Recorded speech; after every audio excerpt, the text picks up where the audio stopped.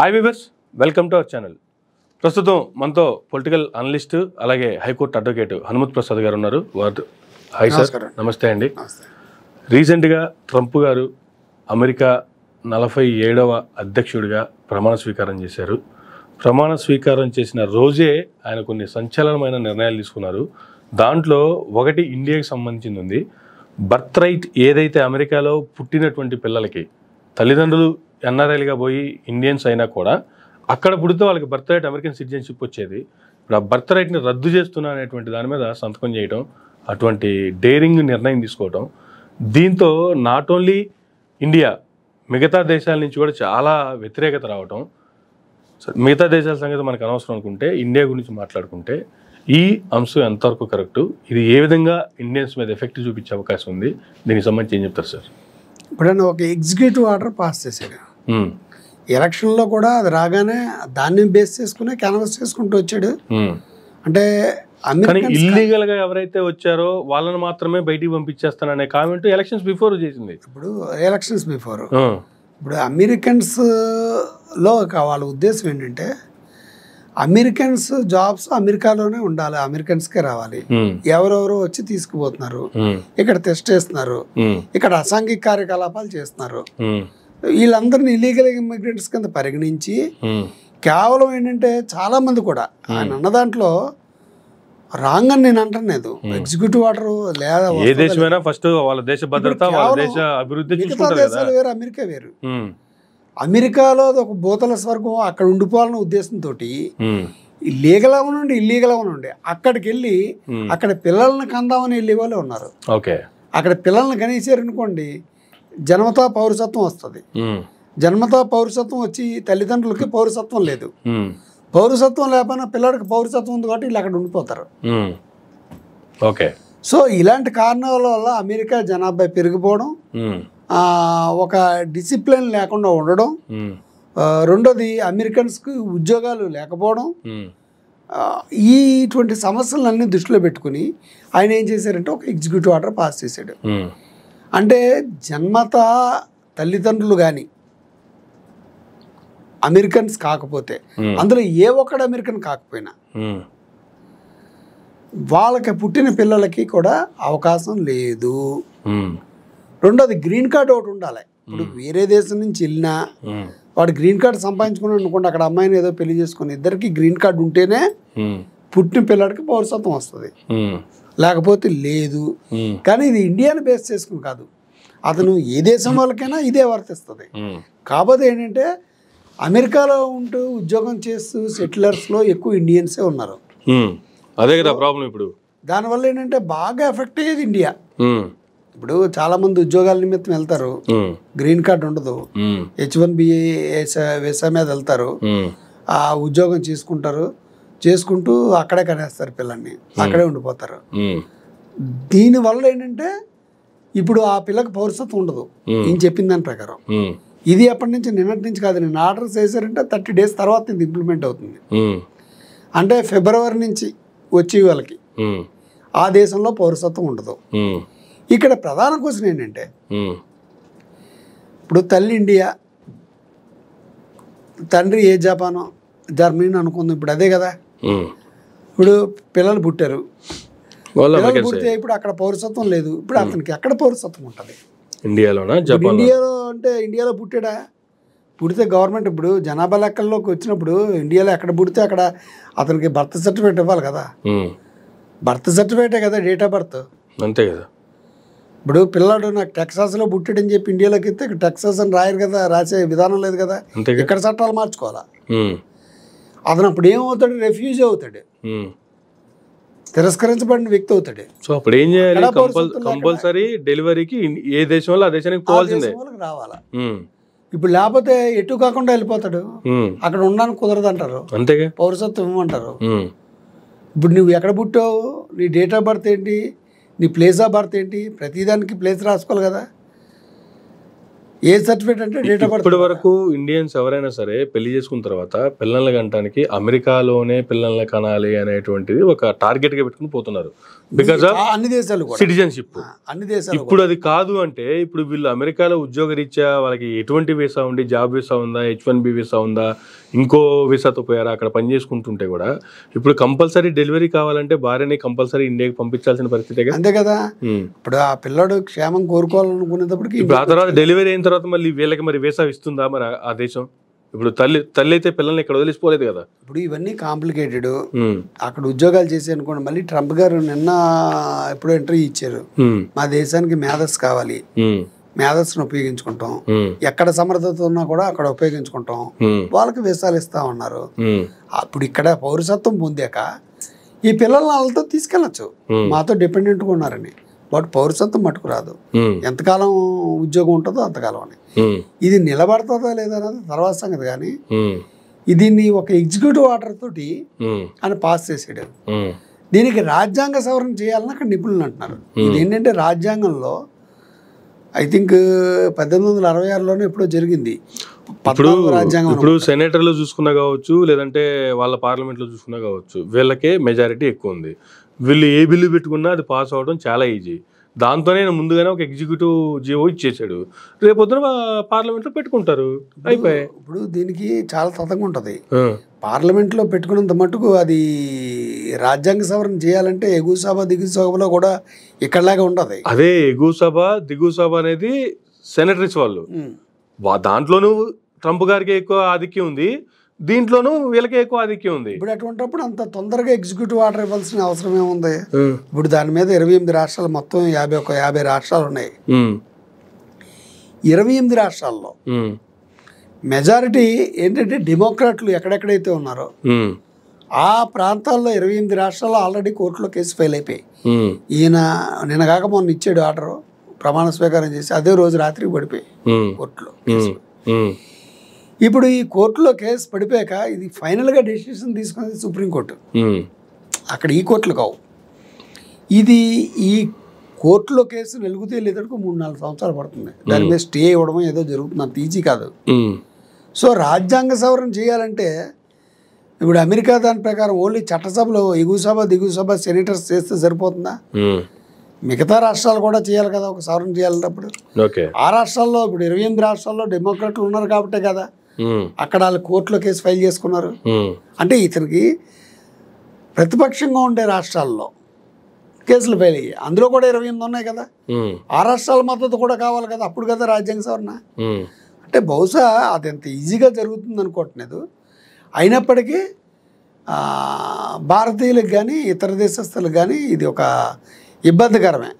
ఇది జరుగుతున్నది కోర్టులో గెలుస్తామని కానీ అక్కడ ఉండిపోయారు అనుకోండి, అంతవరకు వీళ్ళు ఇవ్వరు. కోర్టు తీర్పు అయ్యేంత వరకు ఏదో ఒకటి తేలేంత వరకు కూడా వీళ్ళు ఏమి డేట్ ఆఫ్ బర్త్ సర్టిఫికేట్ ఇవ్వరు. అందువల్ల ఏంటంటే ఫిబ్రవరి తర్వాత పిల్లల్ని కనేవాళ్ళు. ఇప్పుడు వరకు ఉన్న వాళ్ళతో ప్రాబ్లమే లేదు. ఆల్రెడీ ఇప్పటి వరకు పుట్టిన వాళ్ళు పౌరసత్వం ఇచ్చింది, ఇక మీద పుట్టబోయే వాళ్ళు.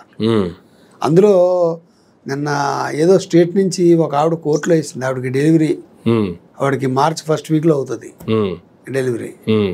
ఆవిడ ముందు కోర్టులోకి వేసేసింది. ఇవాళ రేపట్లో అయినా కూడా వాళ్ళకి ప్రాబ్లం ఏమి ఉండదు. ఆ తర్వాత వచ్చి వాళ్ళకి ఇది కేవలం ఏంటంటే మనం వార్తలు కూడా చూస్తున్నాం, పిల్లల్ని కనడానికి మాత్రమే కేవలం వెళ్ళేటువంటి దేశాలు ఉన్నాయి, ఇల్లీగల్గైనా లీగల్గైనా. ఇప్పుడు ఇక్కడ ఇంకో విషయం నేను చెప్తున్నానండి, అమెరికాలో ఉండిపోవాలంటే వాళ్ళు ఏం చేస్తున్నారు తెలుసా చాలామంది. నా వరకు వచ్చిన విషయాలు, ఇప్పుడు మామూలుగా వెళ్తారు ఇల్లీగల్గా, ఓ దేశం నుంచి ఇంకో దేశానికి వెళ్తారు. ఇల్లీగల్గా వెళ్తే ఏం చేస్తారు, పట్టుకుని కేసు పెడతారు కదా, వాళ్ళు జైల్లో ఉంటారండి. కేసు పెట్టాక నువ్వు బెయిల్ పెట్టుకుంటారు, ఎవడం లాయర్ని పెట్టుకుని బెయిల్ పెట్టుకున్నాడు ఇంకో దేశానికి వెళ్ళిపోవడం కుదురుతుందా? కేసు అయ్యేంత వరకు ఉండాలి కదా. ఆ కేసు అయ్యేంత వరకు అన్న అక్కడే మొయ్యాలి కదా అమెరికా వాళ్ళు. అప్పుడు తర్వాత ఏమంటాడు, నేను 4 సంవత్సరాల నుంచి ఇక్కడ ఉంటున్నాను కాబట్టి, అంటే కేసు ఒక 6 సంవత్సరాలు అయింది, 5 సంవత్సరాల నుంచి ఇక్కడ ఉంటున్నాను కాబట్టి నాకు ఇక్కడ ఉండిపోయే హక్కు ఉంది అని మళ్ళీ అప్లై చేస్తాడు రేషన్ కార్డుకో యూనిక్ ఐడెంటిటీ కార్డు కోసం. అంటే అండి ఇంటెన్షనల్గా కేసు పెట్టించుకుంటున్నారు, బెయిల్ మీద పెట్టుకొస్తున్నారు లాయర్ని పట్టుకుని డబ్బుతోటి. అంటే కోర్టు కేసు అయ్యేంత వరకు వెళ్ళకూడదు కదా బయటికి. కోర్టు కండిషన్స్ ఉంటుంది కదా, నువ్వు దేశం విడిచి వెళ్ళకూడదు, ఇంకో చోటకి వెళ్ళకూడదు అనేసి. కోర్టు ఇచ్చిన ఆర్డర్ ప్రకారం నేను ఇక్కడ ఉన్నా అంటాడు, రకరకాల పనులు చేసుకుంటాడు. ఒక 5 సంవత్సరాలు 7 సంవత్సరాలు పోయి అప్లై చేసుకుంటాడు. నేను 7 సంవత్సరాల నుంచి ఇక్కడ ఉన్నాను కాబట్టి నాకు అర్హత అని. ఈ రకంగా కూడా జరుగుతున్నాయి. సో వీళ్ళందరినీ ఏరియాలి, వీళ్ళ వల్ల కొంత డిసిప్లిన్ తప్పుతుంది, అనైతిక కార్యక్రమాలు చేస్తున్నారు అనేటువంటి విషయాలతోటి ట్రంప్ గారు చేశారు. ఉద్దేశం మంచిదైనా ఆల్రెడీ ఇది వికటించే అవకాశం ఉంటుంది. ఇప్పుడు గగ్గోలు పెట్టేది ఎవరు? ఎవరైతే ఇండియన్స్ ఉన్నారు కదా, అమెరికా వాళ్ళు ఏమి ప్రొటెస్ట్ దానికి వ్యతిరేకత తెలపరు కదా, ఎందుకు చెప్తారు వాళ్ళకి హ్యాపీ కదా. అంటే ఇప్పుడు ఏంటి, ఆ దేశంలో ఉండి ఆ దేశానికి ఉద్యోగం కోసం అని వెళ్ళి హక్కుల కోసం పోరాడుతున్నారు, మేము ఎక్కడే ఉండిపోతామని. దాన్ని కూడా కోర్టు పరిగణలో తీసుకుంటుంది కదా. మీరు ఎవరు ఎక్కడ రైట్ చేయడానికి? అయిపోయింది ఏదో అయిపోయింది, వెళ్ళిపోండి, గవర్నమెంట్ ఎత్తా అంటే ఒకటి, ఇవ్వనంటే ఇవ్వదు, రాజ్యాంగ సవరణ చేసుకుంటే మాకేం ప్రాబ్లం లేదు సుప్రీంకోర్టు అందనుకోండి. లేదా అది నువ్వు చెప్పింది కరెక్ట్, రాజ్యాంగ సవరణ చేసిన తర్వాత ఇంకెవరైనా చేయడానికి లేదు కదా, ఇంకంటానికి లేదు కదా. అంతే కదా. ఇప్పుడు సవరణ అవుతుందా లేదా అన్నది. ఇప్పుడు నేను ఎగ్జిక్యూటివ్ ఆర్డర్నే ఓకే చేసింది అనుకోండి కోర్టు, ఇంకెందుకు, అంతేగా, మేము ఆర్డర్ ఇచ్చామంటాడు తీసేస్తాడు. అక్కడ మైండ్ సెట్ అక్కడ ఎలాగుంది, అక్కడ వాస్తవిక అంశాలను నిరూపించాలి. వీళ్ళ వల్ల మేము డిస్టర్బ్ అవుతున్నామని, ఇక్కడ జనాభా సంఖ్య పెరిగిపోతుందని, అమెరికన్స్ ఉపాధి తగ్గిపోతుందని, వీళ్ళు ఇక్కడ గగ్గోలు పెట్టడం 10% 20% ఉంటారు. అక్కడి నుంచి కూడా పబ్లిక్ నుంచి కూడా వ్యతిరేకత వచ్చి వీళ్ళందరూ పోవాలన్నట్టుగా ఉందనుకోండి, అప్పుడు ఏమవుతుంది, కోర్టు తీర్పులు కూడా ప్రజాభిప్రాయానికి అనుగుణంగానే ఏదైనా మారుతుంది. ఈ అమెండ్మెంట్ ఎప్పుడైతే ఇచ్చారో, లేదంటే ఈ జీవో ఎప్పుడైతే పాస్ చేశారో, ఆ ట్రంప్ గారి కోటరీలో కీ వ్యక్తిగా ఉన్నటువంటి గుజరాత్ నుంచి ఉన్నటువంటి వివేక్ రామస్వామి గారు ఆయన రిజైన్ చేశారు. దాంట్లో తప్పుకున్నారు, నేను బయటికి వెళ్ళిపోతున్నాను చెప్పి ఆయన బయటికి వెళ్ళిపోయారు. అంటే భారత సంతతి వ్యక్తి. ఇప్పుడు ఈ రకంగా ఏంటంటే వాళ్ళ భావన ఏంటంటే, ఇప్పుడు ఇది ఎప్పటి నుంచో ఉన్నది, 1800 నుంచి ఇప్పుడు 100 సంవత్సరాల నుంచి ఉంది. 14వ అమెండ్మెంట్ ద్వారా దీన్ని చేర్చారు. అంటే ఆ రోజు పరిస్థితులు ఏంటి, ఆ రోజు అమెరికాలో జనాభా కావాలి, చాలా తక్కువ మంది ఉన్నారు. ఇప్పుడు ఒకటే ఆలోచించండి, మన దేశంలో ఒక పెద్ద నాయకుడు 2 పిల్లల కంటే ఎక్కువ ఉంటే ఎలక్షన్లో పోటీ చేయడానికి వీల్లేదు అన్నాడు. ఇప్పుడేమంటున్నారు, 2 కంటే ఎక్కువ మంది కనండి, జనాభా పెరిగిపోతుందని చెప్పి ఆ రోజు జనాభా తగ్గించండి, వాళ్ళందరినీ చూసుకునే బాధ్యత మాది అని హామీలు ఇస్తున్నారు పైగా. ఇప్పుడు అంటే కాలమాన పరిస్థితులను బట్టి సేమ్ ఇదే అక్కడ అప్లై. ఆ రోజు కాలమానం ప్రకారం కావాలి కాబట్టి అందరిని ఇన్వైట్ చేశారు. మా దేశంలో మీకు ఈ పాసిబిలిటీస్ ఉన్నాయి, మీ గ్రీన్ కార్డ్ ఇస్తాం, మీరు ఇక్కడ సెటిల్ అయిపోవచ్చు, మీరు ఉద్యోగాలు చేసుకోవచ్చు, మీరు వ్యాపారాలు చేసుకోవచ్చు అని చెప్పి రకరకాల నిబంధనలు పెట్టి తీసుకొచ్చారు. గేట్లు ఓపెన్ చేశారు. ఇప్పుడు వీళ్ళే జనాభా పెరిగిపోతున్నారు. పొలమని చూస్తే ఇప్పుడు అమెరికా వాళ్ళు కంటే అమెరికాలో మన ఇతర దేశస్తులు ఎక్కువ ఉన్నారు. దాన్ని బేస్ చేసుకుని ఆయన చేసాడు. దేశకాలమైన పరిస్థితులు బట్టి రాజ్యాంగాన్ని మార్చుకోరా అన్నది పక్కన పెడితే, అమెరికాలో కూడా గతంలో ఎప్పుడూ లేనంతగా నిరుద్యోగం పెరుగుతుంది. ఒకవైపు పేదరికం కూడా ఎక్కువ ఉంది. మీరు అమెరికా అంటే సుసంపన్నమైన దేశం అనుకుంటారు, ఆ పక్కన ఫుట్పాత్ల మీద పడుకునే వాళ్ళు కూడా ఉన్నారు ఇలాంటివి. సో దీంతో అమెరికన్స్కి ఉద్యోగం రావాలన్న విషయాన్ని పెట్టారు. అది ఎంతవరకు అయితే ఎగ్జిక్యూటివ్ ఆర్డర్ ద్వారా అంత త్వరగా చేయవలసిన అవసరం ఏముంది, వచ్చిన రోజునే వివేక్ రామస్వామి గారు ఏడో బయటకు వచ్చింది, మాకు అన్యాయం జరుగుతుంది, చట్టవిరుద్ధంగా చేశారు, చట్ట ప్రకారం చేయండి, సెనెట్లో మీకు సెనేటర్స్ ఉన్నారు కాబట్టి రాజ్యాంగ సవరణ చేస్తున్నామని చెప్పి ఆమోదించండి. అన్ని రాష్ట్రాల ఆమోదాలు ఉన్నాయో లేవో చూసుకోండి. ఇప్పటికిప్పుడు ఇలా గంటేస్తాం టైం బాండ్ పెట్టకుండా, లేకపోతే ఒక 5 సంవత్సరాలు టైం ఇస్తున్నాను, 5 సంవత్సరాల సమయంలో మిగతా వాళ్ళు చూసుకోండి అన్నట్టుగా. ఇప్పుడు రేపు పొద్దున 30 దాటిన తర్వాత, జనవరి దాటిన తర్వాత ఎవరన్నా పిల్లల్ని కంటే అలాగ రాదంటే ఆల్రెడీ బెడ్ల మీద ఉండే వాళ్ళు ఉన్నారు, ఉద్యోగాలు చేసుకునే వాళ్ళు ఉన్నారు. ఒక 5 సంవత్సరాల టైం పీరియడ్ ఇస్తే వాళ్ళు ఉద్యోగాలు రిజైన్ ఇచ్చి మిగతా దేశాల్లో జాబ్ చూసుకునే వాళ్ళు వచ్చేసే అవకాశం ఉంటుంది. అవి ఇవ్వకుండా చేశారు, దానివల్ల ప్రాబ్లమ్స్ వస్తాయి. ఈ పరిస్థితులు ఎలా ఉంటే, కొన్ని పరిస్థితులకి సంబంధించి చూసుకుంటే, ఎన్ఆర్ఐ మన ఇండియన్ అయి ఉండి సెటిల్ అవటానికో జాబ్ పర్పస్తో విదేశాలకు వెళ్ళి, పోనీ సపోజ్ అమెరికా గురించి మాట్లాడుకున్నాం కాబట్టి అమెరికాకే వెళ్ళారు అనుకుందాం, అక్కడ వెళ్ళిపోయి అక్కడ గ్రీన్ కార్డ్ హోల్డర్ అయ్యి కొన్ని సంవత్సరాలుగా అక్కడే సంపాదించుకుంటూ వేల కోట్లు సంపాదించుకొని ఇండియాకి వచ్చి ఇండియాలో అమెరికన్ సిటిజన్షిప్ మీద ఇండియాలో పోటీ చేయొచ్చా? ఎలక్షన్స్లో పోటీ చేసి గెలిచి కేంద్ర మంత్రులు అయినటువంటి మనుషులు కూడా చూస్తున్నాం. ఈ పరిస్థితిని ఎలా చూడాలి? ఇప్పుడు ఇక్కడ ఇదేనండి పెద్ద లాజిక్. అమెరికాకి వెళ్ళిపోతున్నారు, అక్కడ గ్రీన్ సిటిజన్షిప్ తీసుకున్నారు, గ్రీన్ కార్డు ఉంటున్నారు. ఇప్పుడు వాళ్ళు ఇండియాలోకి వచ్చి మామూలుగా డబ్బు సంపాదించుకుంటున్నారు. అక్కడ ఇంచుమించు 30-40 సంవత్సరాల నుంచి ఉన్న వ్యక్తులు కూడా సంపాదించుకుని ఆ సంపాదన ఇండియాలో ఖర్చు పెట్టుకుంటూ వచ్చి దాంతో ఏముంది, మీ ఇంటి పక్కనే వెళ్ళాడు, అక్కడ ఉన్నాడు, మీకు సిటిజన్షిప్ వాటి గురించి తెలియదు, లేమేనక మామూలుడికే తెలియదు, మనోడే అంటారు, ఇంటి పక్కోడే చిన్నప్పుడు అంతా ఇక్కడే చదివారంటారు, అతనికి ఆధార్ కార్డు ఉంటుంది. నీకు ఇక్కడ సిటిజన్షిప్ ఉందా లేదా అన్నది ఏం తెలుస్తుంది? ఏ బంగ్లాదేశ్ పాకిస్తాన్ వస్తే నీ ఆధార్ కార్డు చూపెట్టంటాం. ఇది నా ఆధార్ కార్డు చూపిస్తాడు. మీరు 10 సంవత్సరాల క్రితం ఇక్కడ ఉన్నారు, వెళ్ళిపోయారు, ఇప్పుడు అక్కడ సిటిజన్షిప్ వచ్చింది, మళ్ళీ ఇక్కడికి వస్తారు, ఆధార్ కార్డు ఉంది, ఓటర్ కార్డు ఉంది, నువ్వు ఈ దేశం పోవడమేనంటే సర్టిఫికెట్లు చూపిస్తున్నారు, ఇక్కడే చదువుకున్నాను అనేసి. కానీ పౌరసత్వం లేని విషయం తెలియదు చాలా మందికి. వాళ్ళు ఏం చేస్తారంటే రాజకీయ నాయకులతో కుమ్మక్కయ్యి పార్టీలకి ఇక్కడికి అక్కడికి ఫండ్ ఇచ్చేస్తామంటే ఇచ్చేసి సీట్లు ఇస్తున్నారు, గెలిచేస్తున్నారు. అంటే భారతదేశం ద్వంద్వ పౌరసత్వాన్ని ఒప్పుకోదు. ద్వంద్వ పౌరసత్వాన్ని ఒప్పుకోకపోతే వేరే దేశంలో పౌరసత్వం నీకుంటే భారతదేశంలో ఆటోమేటిక్గా పౌరసత్వం రద్దు అయిపోతుంది. భారతదేశంలో పౌరుడు కానోడు భారతదేశంలో పోటీ చేయడానికి వీల్లేదు. ఇతను ఫారినర్ కిందే లెక్క. NRIs, non resident Indians, India వాడే బట్ నాన్ రెసిడెంట్, ఇక్కడ ఉండట్లేదు. ఈ నాన్ రెసిడెంట్ ఇండియన్ వచ్చి ఇక్కడ రాజకీయ పార్టీలతో కుమ్మక్కయ్యి రాజకీయ పార్టీలు కూడా ఏంటంటే ఈడైతే గెలిచే ఘోరం ఖర్చు పెట్టుకోగలని చెప్పి సీట్లు ఇచ్చేసి అతనికి పౌరసత్వం ఉందో లేదో తెలియకుండా గెలిచేస్తున్నారు. ఇక్కడ మంత్రుల కింద తీసుకున్నారు. అనాథరైజ్డ్గా పౌరసత్వం లేకుండా పదవులు పొందేసిన వ్యక్తులు కోకొల్లో ఉన్నారు, అయితే బయటికి రావట్లేదు. అప్పుడో ఇప్పుడో ఎవడో కోర్టులో కేసేసుకుంటే దాని మీద విచారణ జరిగి అతనికి పౌరసత్వం లేదు. అలాగే మినిస్టర్లు అయిపోయిన వాళ్ళు ఉన్నారు, ఎమ్మెల్యేలు అయిపోయిన వాళ్ళు ఉన్నారు. అక్కడ స్థిరపడి సంపాదించుకుని ఇక్కడికి వచ్చాడంటే ఆటోమేటిక్గా సిబిఐ కానీ మిగతా విదేశీ మంత్రిత్వ శాఖలు కానీ అతనికి ఉందా లేదా పౌరసత్వం ఇక్కడ లేకుండా అక్కడ తీసుకోకుండా అంతకాలం సెటిల్ ఎలాగైపోతాడు? కొన్ని కోట్లు పెట్టి వ్యాపారాలు చేస్తూ ఇక్కడికి వచ్చేస్తున్నారు. దీని మీద సమగ్ర విచారణ జరగాలి. ఇదే ప్రజాస్వామ్యాన్ని పరిహాసం చేయడం అంటాను, రాజ్యాంగ విలువలు తొంగలో తొక్కడం అంటాను. రాజ్యాంగాన్ని కాపాడాల్సిన వ్యక్తులే వీళ్ళు ఎన్ఆర్ఐస్గా ఉంటే ఇక్కడ పోటీ చేసేస్తుంటే అర్థం ఏంటి? ద్వంద్వ పౌరసత్వం అనేది ఇక్కడ ఇండియాలో లేదు. ఒకవేళ ద్వంద్వ పౌరసత్వం ఇండియా ఇచ్చింది అనుకోండి, ముందు దాన్ని రాజ్యాంగంలో చేర్పించండి. భారతీయులకి 2 చోట్ల పౌరసత్వం ఉండొచ్చని కొన్ని దేశాల్లో ఉన్నాయి పౌరసత్వం. అలాగే పెట్టినప్పుడు అలాగే ఇచ్చుకుంటే బాగుంటుంది తప్ప దీని మీద సమగ్ర విచారణ జరగాలి. నా దృష్టి ప్రకారం దేశంలో చాలా రాష్ట్రాల్లో ఎమ్మెల్యేలు కానీ ఎంపీలు కానీ పౌరసత్వాలు లేకుండానే రాజకీయంగా ఎదుగుతున్న వ్యక్తులు ఉన్నారని నేను స్పష్టంగా చెప్పగలను. ఓకే.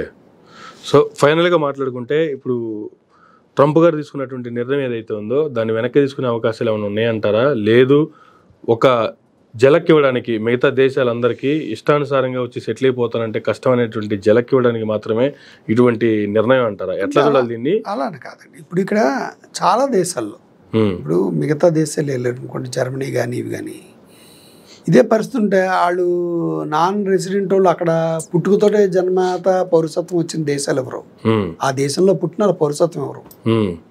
యూరోప్లో చాలా దేశాలలో ఆ పౌరసత్వం ఎవరు?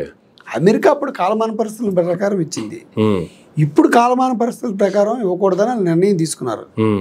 సో ఆ నిర్ణయం చెల్లుబాటు అవుతుందా లేదా అన్నది కోర్టులో ఉంది. కోర్టులో అనేది సుదీర్ఘకాలం నలుగుతుంది, కనీసం 3-4 సంవత్సరాలు నలుగుతుంది. ఇప్పుడు 4వ సంవత్సరాల తర్వాత మళ్ళీ అమెరికా అధ్యక్షుడు దిగిపోయాడు అనుకోండి, కొత్తగా వచ్చిన ఆయన ఉన్నాడు అనుకోండి, ఆయన ఒక ఎగ్జిక్యూటివ్ ఆర్డర్ పాస్ చేసి ఈ విధానాన్ని రద్దు చేస్తున్నా అన్నాడు అనుకోండి, ఏం చేయలేం కదా. అందువల్ల ఏంటంటే అక్కడుండే పబ్లిక్ నా లెక్క ప్రకారం కోర్టులో కేసు వేసుకోవడం ద్వారా 4 సంవత్సరాలు కానీ లాగించినట్టయితే, ఈ గవర్నమెంట్ షిఫ్ట్ అయినట్టయితే, మారినట్టయితే, మళ్ళీ ఆ ప్రభుత్వం వచ్చినట్లయితే మనకి ఏ డోకా ఉండదు అనేటువంటి భావనలో కొంతమంది ఉండి కేసులు వేసారన్నట్టుగా తెలుస్తుంది. ఓకే. సో ఫైనల్గా ఇది కొనసాగే అవకాశాలు ఎక్కువ ఉన్నాయి. కొనసాగే అవకాశాలు ఉన్నాయి, అంత ఈజీ ఏం కాదు. ఎగ్జిక్యూటివ్ ఆర్డర్ని ఛాలెంజ్ చేశారు, అంత ఈజీ ఏం కాదు, 4 సంవత్సరాల పైన పడుతుంది. ఓకే. ఈయనకుండే పదవీ కాలం 4 సంవత్సరాలే. ఈ లోపు నెక్స్ట్ మళ్ళీ ఎట్లాగో ట్రంప్ ఉన్నాడు, రెండోసారి కూడా అయిపోయింది, అక్కడ 2 సార్లు కంటే వరకు చేయరు ఉంటుంది. అది ఏమవుతుందో చూద్దాం. నా ఉద్దేశం ప్రకారం అది నిలబడదని అనుకుంటున్నాను. Okay, right sir. Thank you sir, thank you very much అండి. ఇదండి అమెరికా కొత్త అధ్యక్షుడు ట్రంప్ గారు తీసుకున్నటువంటి నిర్ణయానికి సంబంధించి, మరి ముఖ్యంగా ఇండియన్స్ మీద పడుతున్నటువంటి వాళ్ళకు ఉన్నటువంటి భయాందోళనకు సంబంధించి. ఇది ఎక్కువ కాలం నిలిపేది కదా, అసలు ఈయన టర్మ్లో కూడా ఇది అవుతుందా కాదా అనేటువంటి సంశయాలు చాలా ఉన్నాయి అనేటువంటిది ప్రసాద్ గారు ఇచ్చినటువంటి వివరణ. ఇది నాటి ఇంటర్వ్యూ. మరో గంటలో మళ్ళీ కలుద్దాం. చూస్తూనే ఉండండి వైరా మీడియా.